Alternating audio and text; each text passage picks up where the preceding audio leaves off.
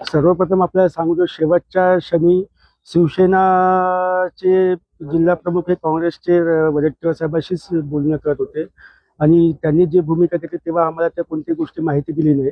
आणि शेवटच्या क्षणी आम्ही आमच्या नगरसेवकासोबत जयदीप खोब्रागडे माजी जिल्हा अध्यक्ष हे सोबत होते. त्यांच्याशी संपर्क साधला आणि त्यांना सांगितलं की पक्षाचे नेते आदरणीय बाळासाहेब आंबेडकर यांनी आपल्याला काँग्रेस कोण मतदान करण्याचे सांगितलेले आहे आणि त्या दोन्ही नगरसेवकाला आपण सुद्धा आम्ही सांगितलं. त्यानंतर आमच्या पक्षाचे राज्य कार्यकारी सदस्य कुशल मेश्राम साहेब यांनी सुद्धा माझ्याशी संपर्क साधला. मग मी त्यांना सांगितलं की आपल्या नगरसेवक जयदीप खोब्रागडे सोबत त्यांच्याशी संपर्क साधून आपण हे करू. त्यांनी बी सुद्धा जयदीपला बोलून दोन्ही नगरसेवकांशी संवाद साधला आणि दोन्ही नगरसेवकांना पक्षाची भूमिका सांगितली आणि सांगितल्यानंतर मग ते कुठे आहेत त्या जागेवर आम्ही निघालो त्यांना भेटायला. पण तिथे गेल्यानंतर ते तिथे दिसले नाही. मग आम्ही त्यांच्या मोबाईलद्वारे संपर्क साधला तर त्यांनी मोबाईल स्विच ऑफ करून टाकला.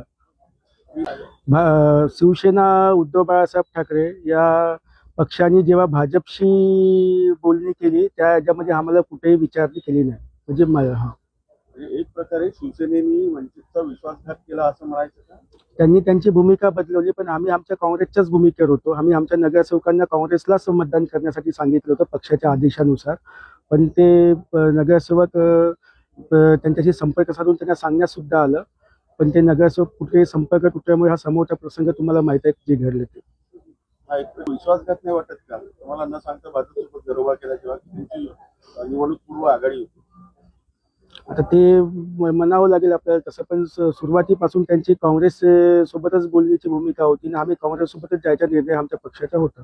तुमच्या दोन्ही नगरसेवकांना आणि त्यांचे फोन हिसकावण्यात आले होते अशी माहिती. आखरीपर्यंत आम्ही नगरसेवकासोबत जे होते त्यांच्याशी बोललो आम्ही आणि नगरसेवकाशी राज्य कार्यकारी सदस्यांनी बोलले होते. त्यानंतरची काय घडामोडी झाली ते समोर नगरसेवकच आपल्यापर्यंत सांगतील.